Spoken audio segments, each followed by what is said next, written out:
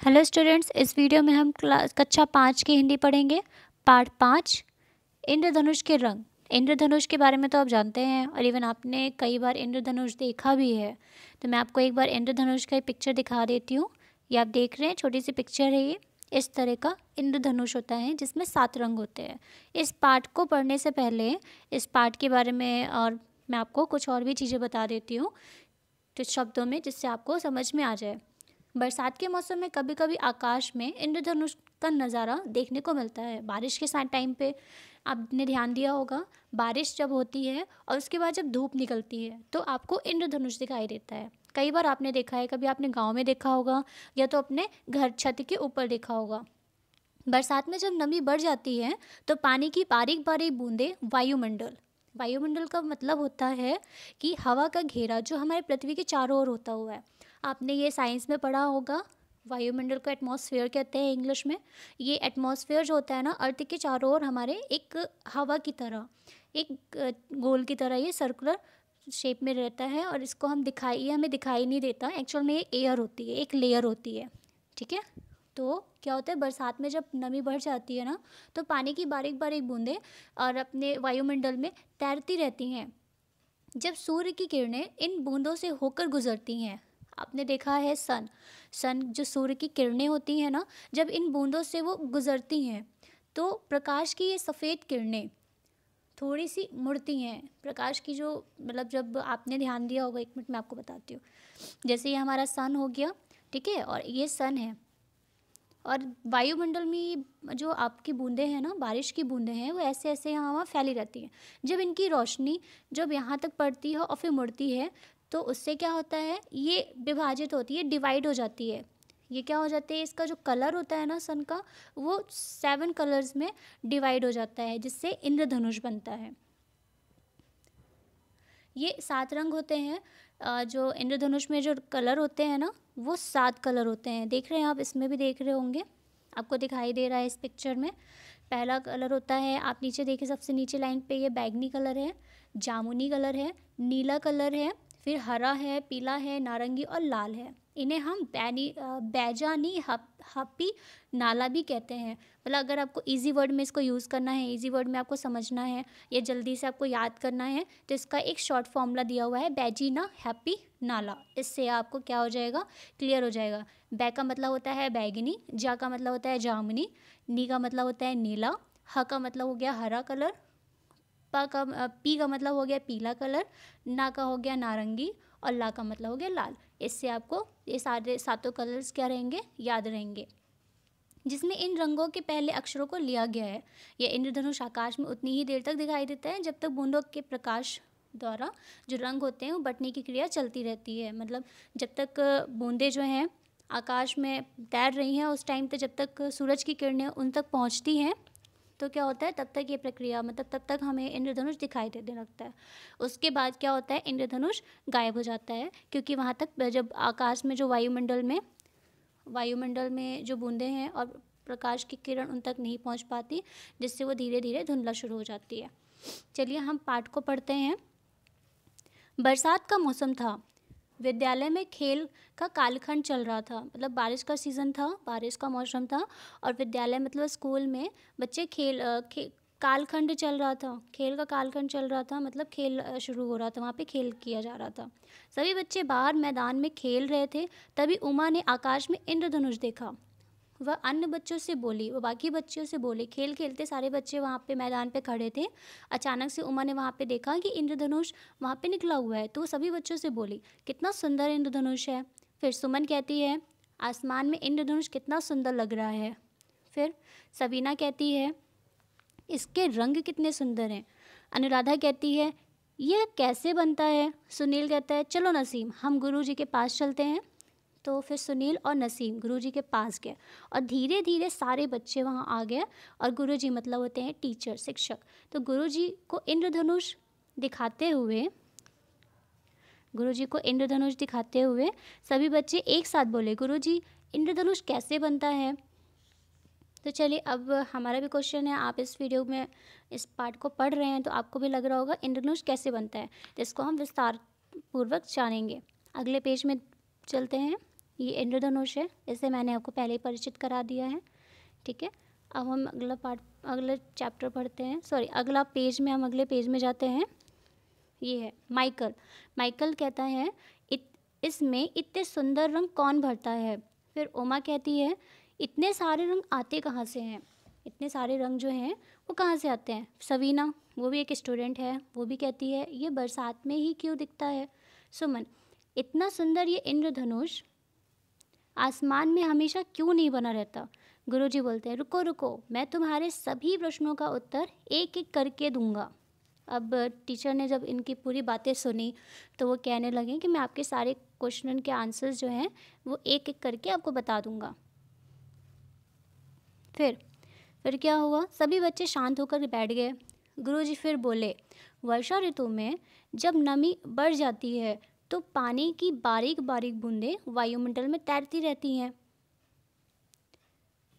तो यहाँ पर बताया वर्षा ऋतु में जब नमी बढ़ जाती है तो पानी बारीक बारीक जो बूंदें होती हैं बारिश की, वो यहाँ वहाँ फैल जाती है। जिससे पहले मैंने आपको वीडियो में बताया, ये मान लीजिए बारिश की बूंदें हैं, ये पूरा आपका वायुमंडल हो गया। ठीक है, इस वायुमंडल में क्या हुआ, पूरी बारिश की जो बूंदें हैं थोड़ी थोड़ी यहाँ वहाँ फैल जाती हैं। फिर जब सूर्य की किरणें इन बूंदों से होकर गुजरती है, आप ये मान लीजिए यहाँ पे हमारा ये सन है, सूर्य है। ठीक है, इनकी जो किरणें, आपको पता है सूरज जो होता है, इनकी जो किरणें होती हैं ये 7 रंगों से मिलकर बनती हैं। ये आगे जब आप चल के प्रैक्टिकल्स होंगे आपको तो समझ में आएगा कि जो कलर्स के जो रेज होती हैं, मतलब ये जो किरणें हैं इनकी, वो 7 रंगों से मिलकर बनी होती हैं। अब इसको जब हम डिवाइड करते हैं ना प्रिज्म के थ्रू, क्या होते हैं इनके सातों के सातों कलर फिर बाहर निकल के आते हैं। अब ये मान लीजिए ये बूंदें हैं, ठीक है, इन बूंदों से ये गुजरती हैं।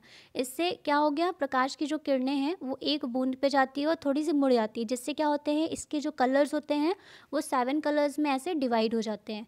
ये ऐसे कलर्स उनके डिवाइड हो जाते हैं, जिससे हमें आकाश में क्या दिखाई देता है, एक इंद्रधनुष टाइप का दिखाई देता है। ये जो प्रकाश है धनुष के रूप में हमें दिखाई देता है इस प्रकार, जिस वजह से हम इसे क्या कहते हैं, इंद्रधनुष कहते हैं।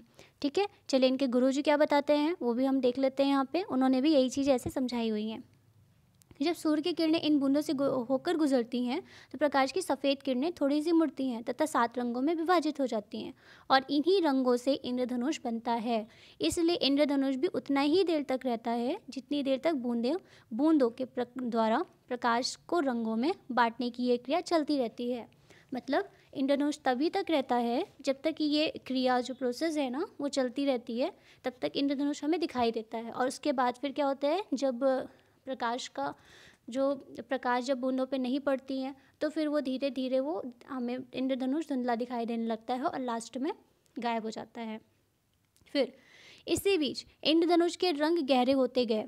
जब वो ये सब चीज़ें बता रहे थे बच्चों को तो क्या हुआ, इंद्रधनुष के जो कलर्स हैं ना वो गहरे होते चले गए। फिर उमा बोलती है गुरुजी क्या इंद्रधनुष के इन रंगों का कोई निश्चित क्रम भी होता है क्या। मतलब ये जो इंद्रधनुष दिखाया जा रहा है, 1 मिनट में आपको दिखा रही हूँ, ये इंद्रधनुष जो बताया जा रहा है क्या इसका कोई निश्चित क्रम, मतलब ये एग्जैक्टली इनके कोई फिक्स सीरीज़ होती है, एक क्रम में रहते हैं, या फिर ये कभी भी जब निकले तो उल्टे कलर्स इनके हो जाएं या फिर ऐसा कुछ। तो उन्होंने ये चीज़ें पूछी, उमा ने गुरुजी से ये पूछा। तो फिर गुरुजी ने बताया हाँ, इन रंगों का एक निश्चित क्रम होता है। ये रंग होते हैं बैगनी, ये मतलब जो इंद्रधनुष में जो रंग होते हैं ना वो उनके बारे में बताया जा रहा है। पहले कौन सा कलर होता है, बैंगनी होता है, जामुनी होता है, नीला होता है, हरा होता है, पीला होता है, नारंगी होता है और लाल होता है। ये 7 कलर्स होते हैं। अगर आपको ये कलर्स याद करने में प्रॉब्लम हो जाए तो इसका एक सब फॉर्मूला दिया हुआ है जिसे हम बैजानी हैप्पी नाला भी कहते हैं। इसको मैंने पहले आपको स्टार्टिंग पे परिचित करा दिया था, आसानी से याद रख सकते हैं। इनमें से इन 2 अक्षरों का इनमें से इन रंगों के पहले अक्षरों को लिया गया है। मतलब ये जो आपका फॉर्मूला दिया हुआ है ना तो इसमें आपके पहले जो कलर्स हैं, कलर्स के पहले अक्षर दिए हुए हैं, पैजा, नी, हा, पी, ना और ला, इनको मिला करके एक फॉर्मूला बना दिया गया है जिससे आप आसानी से याद कर सकें। फिर हरजिंदर भी स्टूडेंट है। गुरुजी कभी कभी आकाश में एक के ऊपर एक 2 इंद्रधनुष भी दिखाई देते हैं। तो उन्होंने पूछा, गुरुजी ने बताया हाँ, कभी कभी ऐसा भी होता है। 2 बूंदों के द्वारा प्रकाश की अलग अलग दिशाओं में मुड़ने के कारण ऐसा हो जाता है। ये आपको मैं इस पिक्चर के माध्यम से बता देती हूँ। ये देखिए, आपने भी कभी कभी देखा होगा कि आप आकाश में दो दो इंद्रधनुष भी दिखाई देते हैं, वो भी सेम यही प्रोसेस रहती है, ठीक है, जिसकी वजह से दो इंद्रधनुष दिखाई देते हैं। तो गुरुजी ने क्या बताया, हाँ कभी कभी ऐसा भी होता है, बूंदों के प्रकाश के द्वारा अलग अलग दिशाओं में कारण होने से ऐसा होता है। सामान्यतः इंद्रधनुष में लाल रंग ऊपर और बैंगनी रंग नीचे होता है। जब ये इंद्रधनुष उल्टा होता है, जब दूसरा इंद्रधनुष उसमें दिखाई देने लगता है, तो वो क्या होता है, सामान्यतः इंद्रधनुष में लाल रंग ऊपर बैंगनी रंग नीचे होता है, जैसा कि इंद्रधनुष में दिखाई दे रहा है। किंतु यदि इसके ऊपर दूसरा इंद्रधनुष बनता है तो उसके रंगों का क्रम उल्टा होता है। इस ऊपर वाले इंद्रधनुष में बैंगनी रंग ऊपर और लाल रंग नीचे होता है। आपको इस पिक्चर में दिखाई दे रहा है। अगर इसके ऊपर दूसरा रंग बन जाता है तो इसमें हल्का हल्का दिखाई दे रहा है, तो बैंगनी रंग ऊपर हो जाता है और फिर लाल रंग नीचे हो जाता है। फिर गुरुजी इसे इंद्रधनुष क्यों कहते हैं, फिर गुरुजी बताते हैं। गुरुजी का कहना होता है, हमारी पौराणिक मान्यताओं के अनुसार इंद्र को वर्षा का देवता माना जाता है। वर्षा ऋतु में पानी की बूंदों के कारण इनका निर्माण होने से तथा इंद्रधनुष का आकार होने से इसे इंद्रधनुष कहा जाता है। फिर अनुराधा पूछती, गुरुजी क्या यह और भी कहीं दिख सकता है? फिर गुरुजी ने बताया, हाँ, जहाँ फव्वारे चल रहे हों या ऊंचाई से गिरते जलप्रपातों में जहाँ जल की बारीक बूंदें दूर दूर तक फैल जाती हैं, वहाँ भी हम कभी कभी इंद्रधनुष बनता देख सकते हैं। आपको मैं इस पिक्चर के माध्यम से बता देती हूँ। देखिए, ये देखिए, जहाँ ये मान लीजिए एक जलप्रपात है, मतलब जहाँ ऊपर ऊंचाई से मान लीजिए कि एक नदी है और नदी के बीच में एक पहाड़ है और पहाड़ से नीचे पानी गिर रहा है एक ऊंचाई से। जब वहाँ की उस नदी का जो पानी है बौछार की वजह से वायुमंडल में उसके आसपास यहाँ वहाँ फैलता है, बूंदें ऐसे फैलती हैं और जब प्रकाश की किरण वहाँ पे पहुँचती है तो इससे क्या होता है, इंद्रधनुष बनता है। जैसे ये आप देख रहे हैं, ये इंद्रधनुष, इस प्रकार इंद्रधनुष जलप्रपातों में भी बन जाता है, क्योंकि वहाँ पे भी छिट्टे पानी की जो बूंदें होती हैं, छिट्टे पड़ते हैं, वो भी वहाँ वायुमंडल में फैलना शुरू, मतलब उस एरिया में घूमते हुए नज़र आते हैं, वायुमंडल में दिखाई देने लगते हैं, क्योंकि जलप्रपात में पानी का छिट्टा होता है वो कहीं न कहीं पे चला जाता है, वायुमंडल में प्रवेश ही रहता है।